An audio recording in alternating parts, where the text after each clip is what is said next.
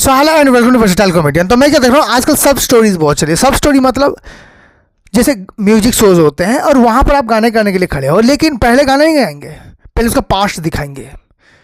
आज हम बात करने जा रहे हैं मुकेश के बारे में। मुकेश ये पहले घूमते थे अपने गांव में, ऐसे ही घूमते घूमते गुटखा खा लिया उन्होंने। एक दिन खाते ही उनके मुंह से एक सुरीली आवाज़ निकली। उनको लगा मेरे अंदर तो बहुत टैलेंट है।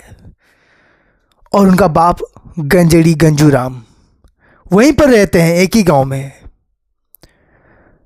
बाप ने एक दिन 2 लात पिछवाड़े में मारा और बोला जाके काम कर। बेटा गुस्सा हो गया, कहा जब बाप की दादाजी की ज़मीन जब बेच के हम लोग ऐश कर ही सकते हैं तो मेहनत करने की क्या ज़रूरत है। फिर वो शहर आ गया और शहर आते आते उसके कदम टकरा गए एक रियलिटी शो में। उसके बाहर ही वो सिक्योरिटी गार्ड से गाली गलौज करने लगा, कहने लगा बीड़ी दो वरना बहुत मारूंगा। फिर वहाँ के जैसे बाहर निकल के आगे वो देख रहे हैं एक बंदा जो है वो गालियाँ दे रहा और सुर में दे रहा था। बस जजेस ने वहीं उसका टैलेंट पहचान लिया और उसे बुला के अपने शो में। ये सब चीज़ें चल रही होती हैं और कुछ भी नहीं होता। मैंने सोचा इस बार का ये शो देखता हूँ, मज़ा आएगा, तो मैं वेट कर रहा हूँ। अब मुझे पता नहीं क्या चल रहा है भाई। उसमें ना 12 जो है वो टॉप कंटेस्टेंट चुने गए थे। तो सबसे पहले उन्होंने वो दिखाया जो नॉर्मल नहीं होता, हमने कैसे सिलेक्शन किया। उसमें उन्होंने करीबन 5-10 एपिसोड वहीं डाल दिए। तो मैंने कहा ठीक है अब सिलेक्शन हो चुका है। 12 बंदों के लिए 12 वीडियोस अलग से डाल दी उन्होंने। वो भी सैटरडे और संडे ही आता था। मतलब सोच रहे हो मेरे 22 सैटरडे और संडे उनकी वजह से ऐसे गए क्योंकि पता ही नहीं चल पा रहा भाई सिंगिंग करेंगे कभी। ये स्टोरियाँ दिखा रहे मुझे।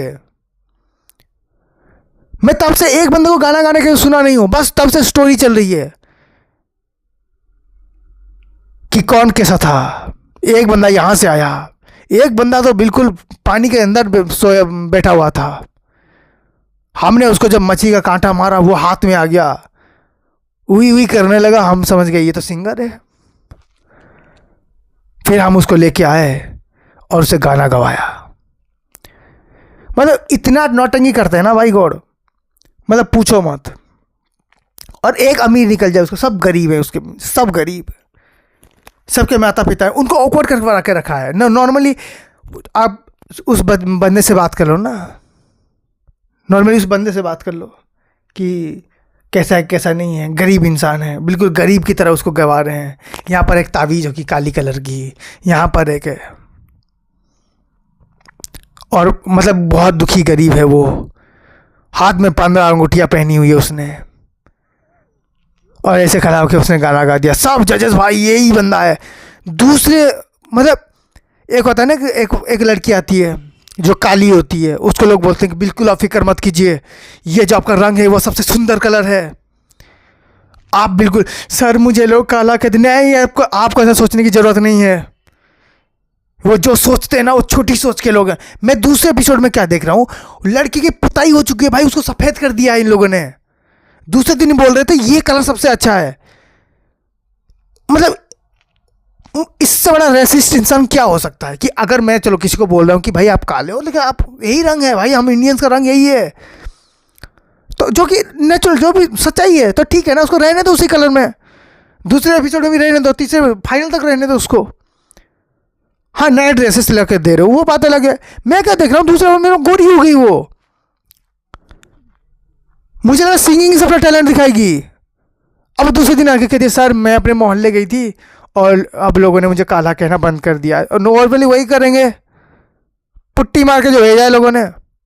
हाँ वो बात होती कि सर आप मेरी इंसल्ट नहीं करते लोग, क्योंकि अब लोग जान गए हैं कि कलर से जो है वो सिंगिंग नहीं रुकती, और सिंगिंग जो है वो बहुत ग्रेट, वो एक बात होती भाई इनकी बुक से। और देखो ऐसा नहीं कि वो लोग पहले एपिसोड में गरीब नहीं मतलब अमीर आपको नहीं दिखा सकते थे, बन के आपको सामने नहीं कर सकते थे, कर सकते थे, लेकिन उनके हिसाब से पब्लिक को पता चलना चाहिए तो कितना गरीब है और हमने तेरी लाइफ कैसे बदल दी।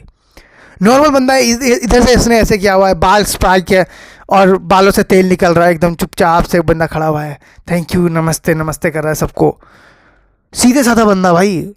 उसके गाने भी अच्छे लग रहे हैं। बाद में क्या हो रहा है, उसको कोई रॉक सॉन्ग दे दिया, बाल एकदम खड़े हैं और चश्मा पहन के वहीं पर फालतू का ओवर स्मार्ट मार रहा है। तो गाना गा लेना चुपचाप, कभी कभी मैं मतलब रियलिटी बात है कि मैं भी ऐसा ही गरीब हूँ, ऐसा नहीं कि वही लोग गरीब है, हम भी है भाई।